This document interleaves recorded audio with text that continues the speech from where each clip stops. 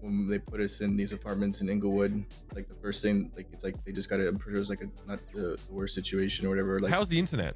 well, that's the thing too, right? So it's sad because my one request was I wanted fiber optic internet. They ended up getting a Spectrum, which is like 80% packet loss. And my concept is like educating them on like what it even means to be a cable internet, which is, by the way, what Comcast is like. The way that it's routed inside of apartment complex, you have one line routed, it splits. The more people on it, the more it lags.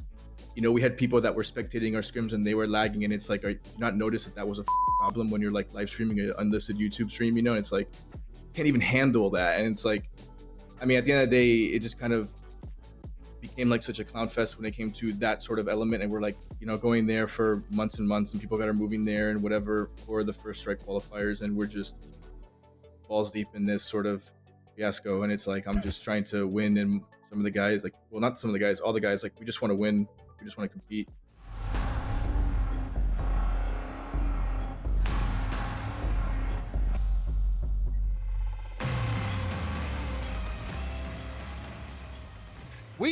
I'm stoked about our guest today, guys. Same here, I think same one here. of the most recognizable, one of the most storied individuals, probably that North American esports can boast to have. An absolute monster in early Counter-Strike days, back in the the heyday of evil geniuses and complexity. I just want to take this chance to welcome to the show the esports North American Player of the Year for 2000 to 2010. By the way, esports Player of the Year in 2005.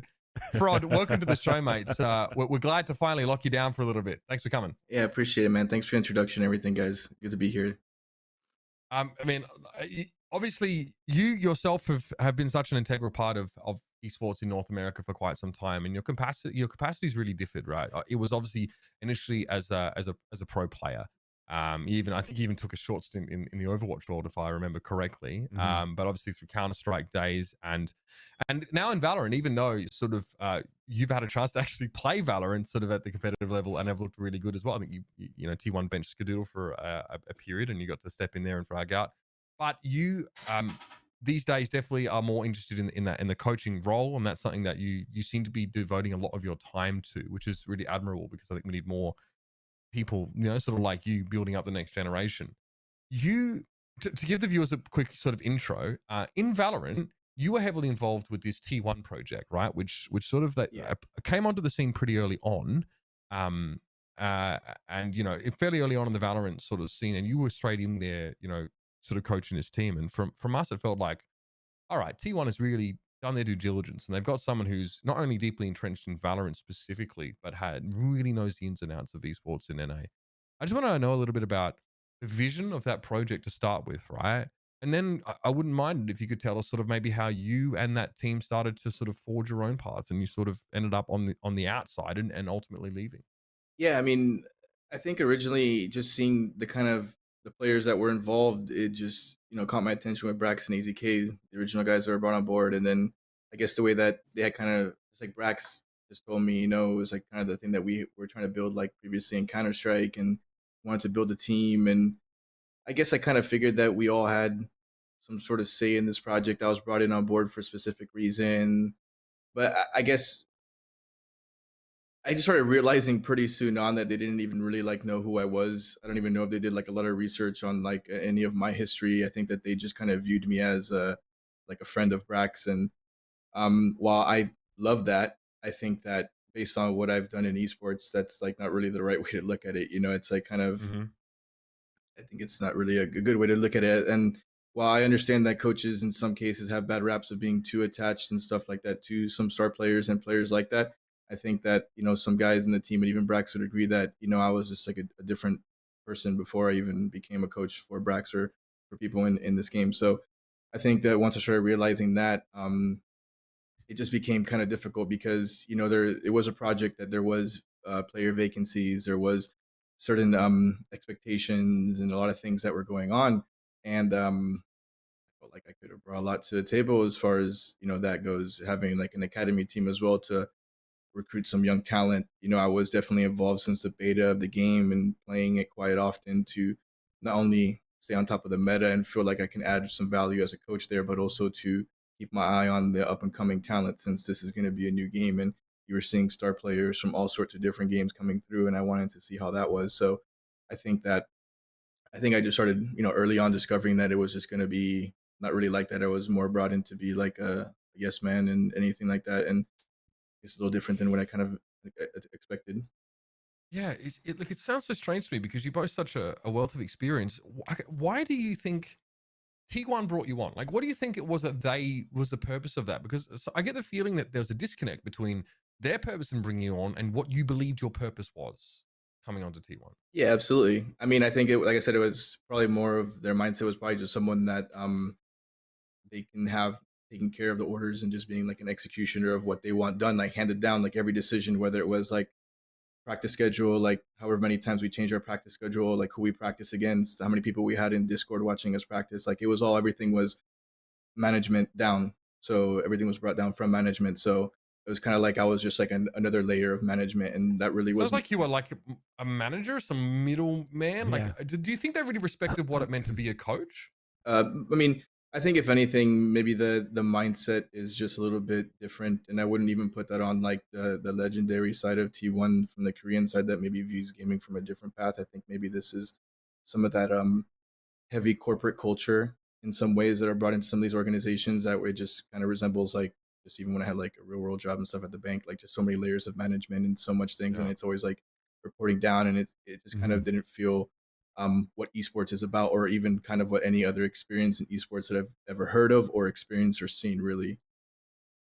Actually, to follow up on that, Danny, because I also had a stint where I worked in the corporate world, and funny enough, it was in the tobacco industry where they started promoting like bottom up, not necessarily management, but feedback, right? So getting ideas, trying to evolve the company from bottom up feedback, up and down, so that everybody grows together. So if you're coming into this Yeah. role right now as a coach or trying to look out after your players, what were you trying to bring back up to them where there was potentially like some clashes where maybe the breakoffs started happening?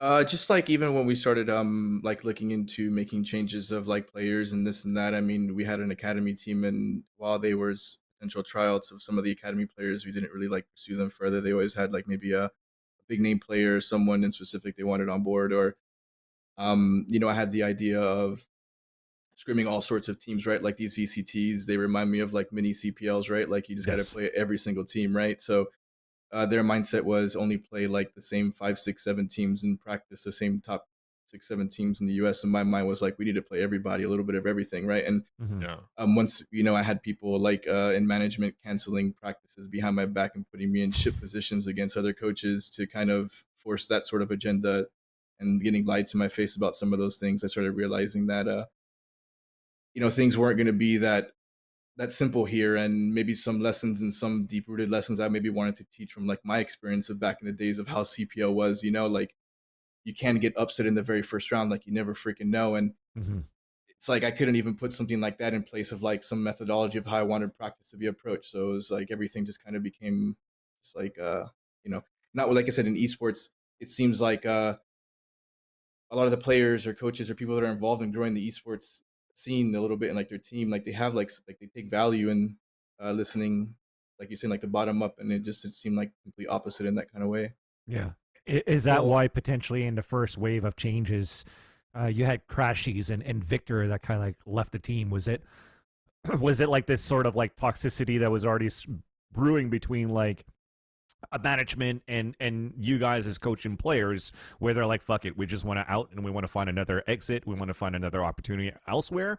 Or was it just like is it results even and stuff as a related to team? that? Exactly. Yeah, I know. I think that what you said is exactly accurate, because I don't think there was any bad blood between any of the players or even myself. I just think that guys like maybe Vic and Austin, they Hmm. wanted certain things done and certain player changes and things like that, and it just was not going to happen. Like and certain ways to potentially please them and make things happen were just, and it wasn't whether it really didn't matter if I agreed or not. I mean, I did agree with them, but it just didn't matter. Hmm. Um, it just was better off that they just started their careers elsewhere in a sense, because they're great players and you don't want to hold those kind of guys back, especially since I kind of knew them a little bit from CS. And Hmm. um yeah, I mean, a lot of it was rooted in some of those things, like they wanted to bench certain players and make some certain changes, and I definitely agreed, but it just was not possible.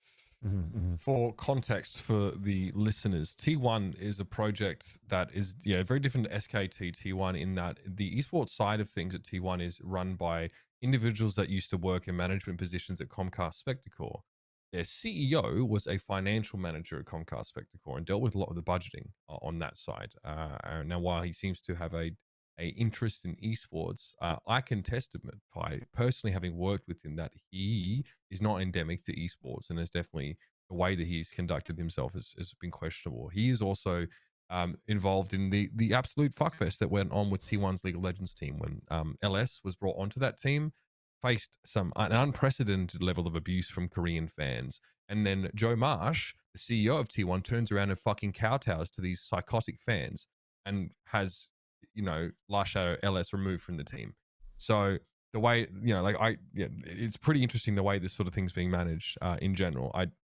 It's a classic situation, I think, of non-endemics coming involved with a lot of money. And I know these guys because they're the Philadelphia Fusion guys, right? Yeah. The guys in their Overwatch. Well, I mean, but that kind of leads me to another thing. Like, when they put us in these apartments in Inglewood, it's like the first thing, like, it's like they just got to. I'm pretty sure it was like not the worst situation or whatever. Like, how's the internet? Well, that's the thing too, right? So it's sad because my one request was I wanted fiber optic internet. They end up getting a Spectrum, which is like 80% packet loss. And my concept is like educating them on like what it even means to be a cable internet, which is, by the way, what Comcast is. Like the way that it's routed inside of apartment complex, you have one line routed, it splits.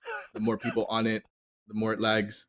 We had people that were spectating our scrims and they were lagging, and it's like, did you not notice that was a fucking problem when you're like live streaming an unlisted YouTube stream? And it's like, can't even handle that. And it's like, I mean, at the end of the day, it just kind of became like such a clown fest when it came to that sort of element. And we're like, going there for months and months, and people got are moving there and whatever for the first strike qualifiers, and we're just balls deep in this sort of fiasco. And it's like, I'm just trying to win, and some of the guys, like, well, not some of the guys, all the guys, like, we just want to win. We just want to compete. Like, so it's kind of frustrating in that sense, I think it's so astounding that you qualified for First Strike despite this. Exactly. Right? All this stuff you were dealing with. Well, I mean, that's kind of like the different part of it, right? Because leading up to like the first attempt that we even made it to like the closed qualifier, we didn't fail through. I think that's where I kind of had it with a lot of different things, and I kind of put my foot down. Like, I'm not going to be this guy that's just here for the show.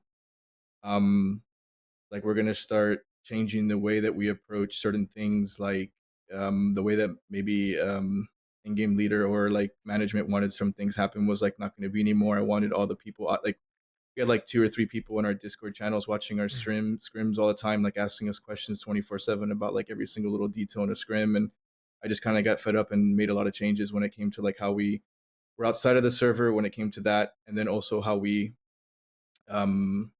changed some things in the game too, like composition wise. Like we took days off of Raze.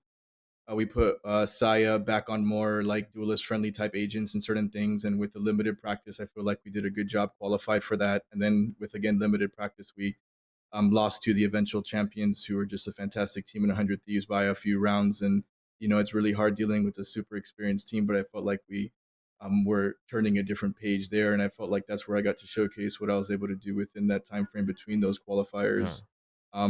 Regardless of if that was something that they wanted me to do or not. But I just felt like that's something that had to happen. And I think the results and the guys were appreciative of that, especially since the majority of the guys wanted this to be done that way. And I guess I just took it upon myself to make it done the way I felt like it needed to be done.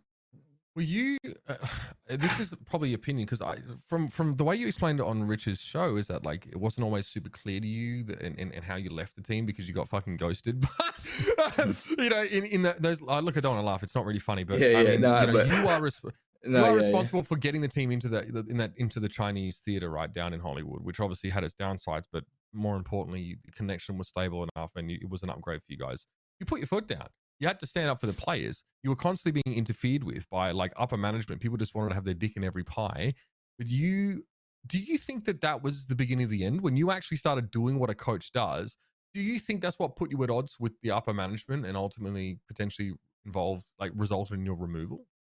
So I will say that their management were the ones that did book the theater, so that wasn't my Okay. thing. They just found the solution for us, but it was Oh, you definitely did speak up about it, right? Like, 100% from day yeah. one, all the time in many different categories prior to, like, whether it was little things like merchandise or getting people the chairs they told them they were gonna get. Like, they probably already realized from soon on that I wasn't gonna be the guy that's just gonna put my foot down. And then, once things started getting very serious and a lot of expectations and things were placed on us, it's like, well, we're in this together. Like, we're a team that includes management, coaching, and the players as well. Like, we can't just put every single little ounce on the players. And I feel like it was my job to be like a good middleman between the players, and a good coach, I feel like, takes on a lot of those stresses and responsibilities for their players. And I think in this sort of case, like, the management and the org wasn't like putting their like everything like they could in that case, and we were like rebounding a lot, trying to scramble and you know get some decent situations for the boys.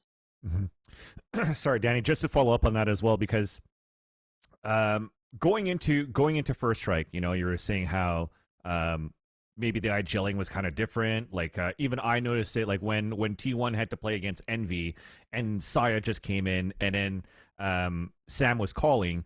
It was just very slow, right? You kind of had like Braxton one opposite, Saya one opposite, and then the three guys working towards mid with 10 seconds left on split, planning every time. Kind of see that today right now too, but it's at least different where they have better map control versus FaZe. But that said, when things didn't start working out too well, and you're like, okay, well, I'm gonna put my foot down and start IGLing. What I do like and admire from the roster from you guys is that despite all of these clashes, everybody has that desire to win. So you set all those differences aside. You guys came into First Strike and put a fucking one hell of a performance versus 100 Thieves. But that said, you literally just said before, it's like, hey, we're a team. We have to get this working together, right? But after First Strike, that's where things started getting a little bit different, right? So not only you had the conversations with you, unfortunately, getting dropped from T1, but also the discussions now that Brax and AZK left the roster too. So what happened? What happened exactly for like Brax and AZK themselves that forced their removal from the roster with T1?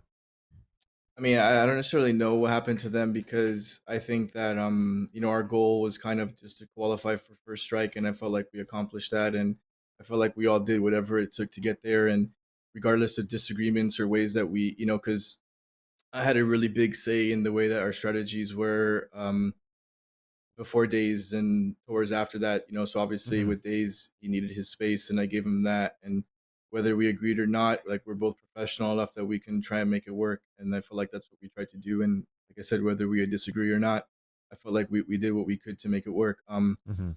But there was just certain things that were, we had to make some changes, and a lot of the players, like I said, agreed in making some of these changes, whether it was personnel, the way we viewed the game, certain expectations and different things. And whether I was a proponent, like one of the major like vocal guys about that or not, I think it started becoming more vocal that a lot of players wanted different change. And when I was removed, I think it was kind of unexpected, because it was like a couple weeks after our one-on-ones, and it wasn't even like a full one-on-one, like 10-15 minutes or something like that after our wrap up. And I think like even Brax, ACK, guys like that, they weren't even made aware that I was being released. I kind of sent them a message like, I appreciate everything, guys. I love you guys and hope everything the best. And they were kind of like caught off guard that Mm.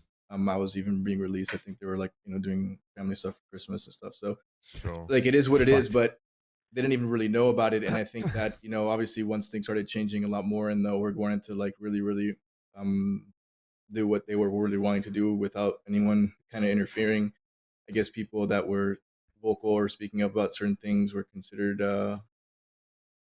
problems that maybe had to Mhm. get removed at some point. And I mean, they had no idea. I had no idea. And even after they left, I had no idea they'd get removed either, because I figured Mm. that they'd probably just, try and be professionals and do their very best. And that's probably in part of a reason why we're not like linked up right now, just because we kind of, made our agreements like we're going to go our ways. And, in our, Mm.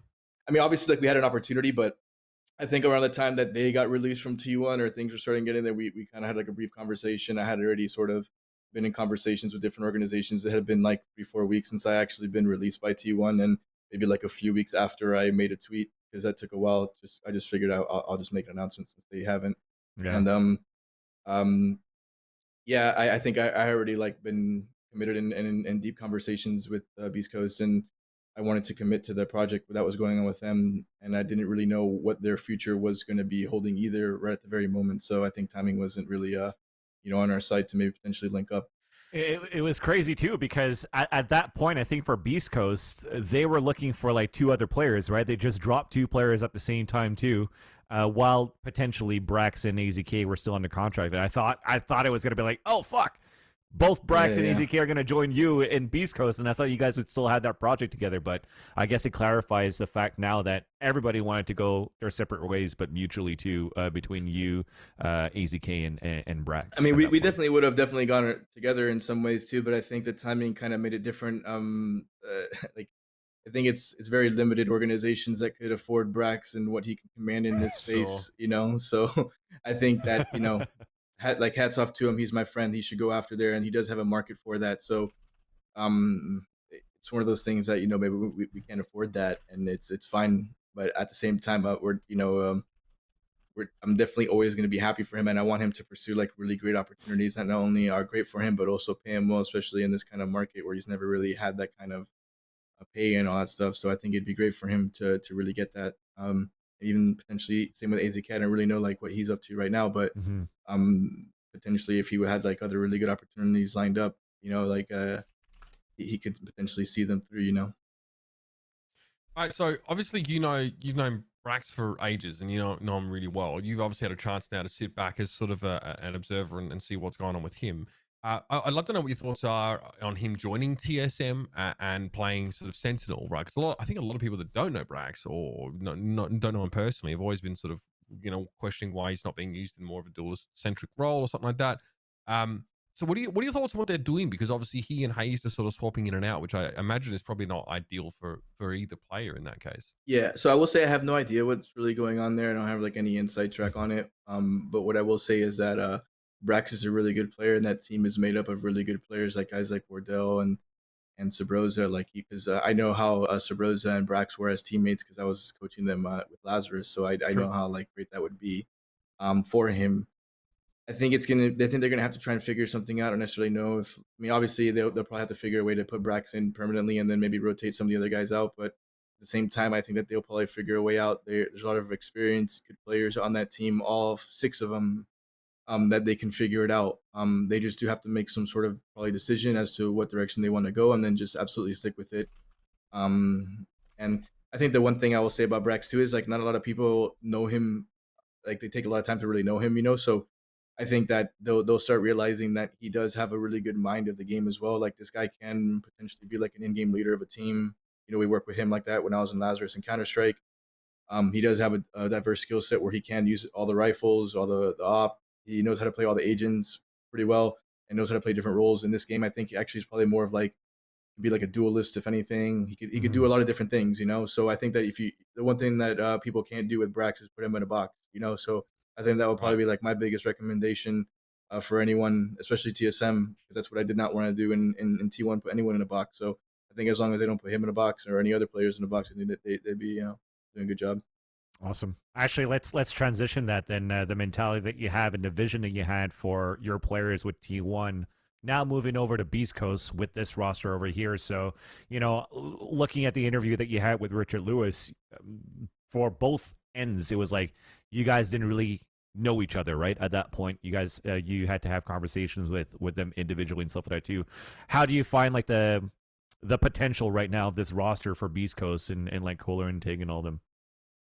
Yeah, I mean, take a step down from the team. Unfortunately, I think that maybe we just didn't view he and the team maybe didn't agree with like how the way the game was going to be played or like how we wanted to approach the game. But it's fine. Like it's unfortunate. He's a very good player, but it is what it is. Yep. But we do have other guys that guys like Kohler.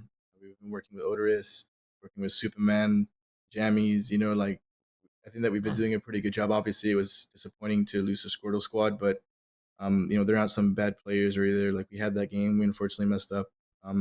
We do have to adjust a lot of things, but I think overall, like where our team is being ranked, especially like on VLR and certain things, like I think that we're progressing at a good pace. Given like the amount of time I've had and trying to recruit some of these good free agents, especially to this roles that we kind of have, and I'm really excited. It is unfortunate that we kind of did a lot of this during some of these VCTs and things like that, but once we stabilize everything, which I think we're at a very good space right now, we can start doing a lot more. Like we can start playing and like having deeper runs, but we can start playing a lot more tournaments like the NSGs, District Night tournaments, things like that. Like some of these off events, especially during this downtime, that I think we really want to try and go out there and showcase more of a little bit what we can do, especially towards like some of the competition that's kind of out there, like in our range, that's competing in these events. Like we really want to just show people, and especially on stream and things like that. I think it'd be very good because we haven't had that many matches that were casted throughout like our many VCT games that we've had so far.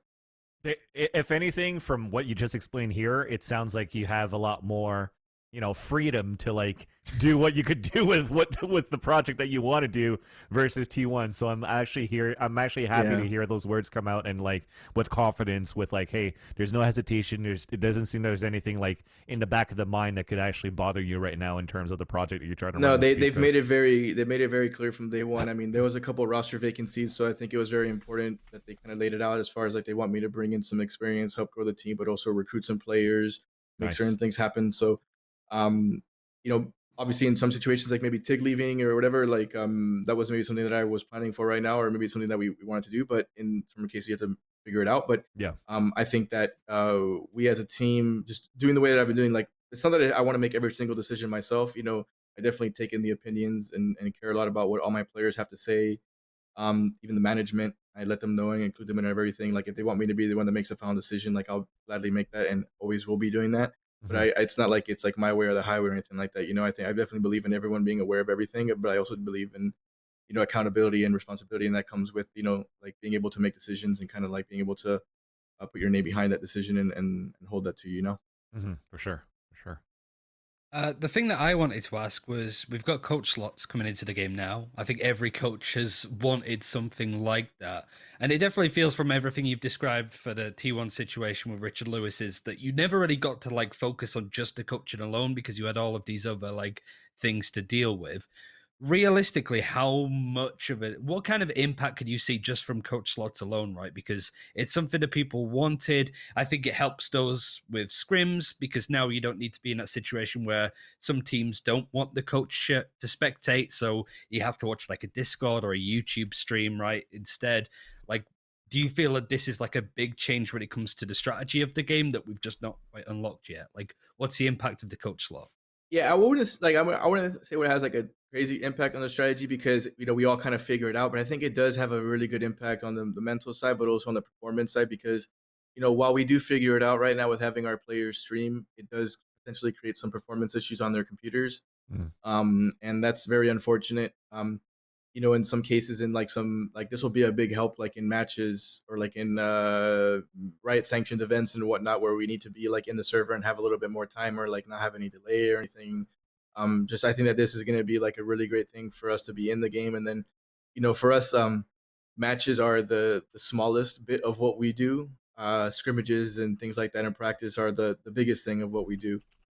So I think that if anything, this is going to allow for our practices to run much more efficiently, where the players won't have to worry about some of these things. Whether it be coaches can record, make comments, make notes, and keep track of all individuals and make certain things, make more adjustments like quicker and whatnot. I think that if anything, it's just going to make improvement happen much faster and allow like performance for the individual, like on the player side, to improve. That they don't have to worry about some of those other issues and they can just do what players are meant to do. Just go out there and play. Let us coaches take care of everything. Like we'll record the VODs, we'll do everything as far as that goes. And I think as when you can have your players focus on that, I think that's a big focus of what the coaches do. And this is just one way that Riot has helped us to essentially like keep the blinders on our guys, just like keep them focused and just have them like gaming and whatnot. So obviously your players are head down and they've got the blinders on, but I'm quite sure you're probably looking at the broader scene and sizing up your future competition. Yeah. Obviously, Challenges Finals kicks off in 2 days. Before we wrap up, fRoD, I just want to get your thoughts on like who you think is sort of a shoe in here. Obviously, only 2 teams are going to qualify through. Yeah. Is it going to be like a 100 Thieves Sentinel sort of show, or do you think there's like mad upset potential there? I'd love to get your take on sort of where you see how these teams stack up right now. Yeah, I mean, honestly, all the teams there are really good teams. Even several teams that did not make that qualifier very good. And so I really hope that it can just be very, very competitive. I mean, I would like to say that, you know, it's gonna be maybe like one of the 100 Thieves or Sentinels guys that are gonna qualify through, but I think it will be good for the scene if others can and showcase a huge talent of North America. So I'm always gonna, you know, root for the underdog and want to see guys that I know, like maybe like guys like Ye on Ambox, guys like Celsius Yeah. on version 1. Like I have history with those guys, so I'd like to see them do well all the time, and I'd like to see their teams do well because of that. So at the same time, I just want to see like a really, really good tournament, to be honest. And I think any one of them would be any two of these guys would be great representatives for NA in that Dude, space. it's just so natural to see Danny talk about like the underdogs because when you came in, like you were like a fucking Cal M player with a bunch of dudes joining Complexity and right. So I played like I UGS, am actually Cal Open, all that exactly. garbage. So you guys got picked up randomly by Jason, and then look at you guys after like even like what 2-3 years later, right? It didn't take that long after when you guys got picked up by Complexity that you won fucking ESWC in 2005. So Yeah, pretty fucking no, insane. and some of these guys that they're qualifying now, like if you look at the team list from this finals qualifier versus maybe like First Strike or whatever, it's much different now, right? So yeah. I think I do like seeing some of the similar teams like the 100 Thieves and Sentinels, but I do like seeing other teams get in there. You know, teams like the X sets as well, and the ones I mentioned earlier, just all sorts of these teams because NA is very competitive. So, you know, unfortunately, I really want to make us, and everyone wants to be like top 3, top 5, whatever. But man, it's just getting high. Top 10 sounds pretty good in NA right now. Maybe top 15, right? 100%. Yeah. Absolutely. Right, look, we're lucky to have the chance to pick your brain and, you know, not only obviously look back, which is probably something you want to do less and less of lately, but also sort of look forward. We can't wait to see, you know, what's in store for BeastCoast and yourself, man. I just want to thank you so much for giving us some of your time today. Yeah, I appreciate you guys, man. Thanks for everything. And, you know, I really do apologize it took a little long, but, you know, I'm always available for some of these things. And I appreciate what you guys do, Jason, Scott, everybody. So, you know, thank you guys for having me on, and it's a pleasure being here. If you guys need me on some other stuff, you know, just hit me up and we'll try and get some stuff going.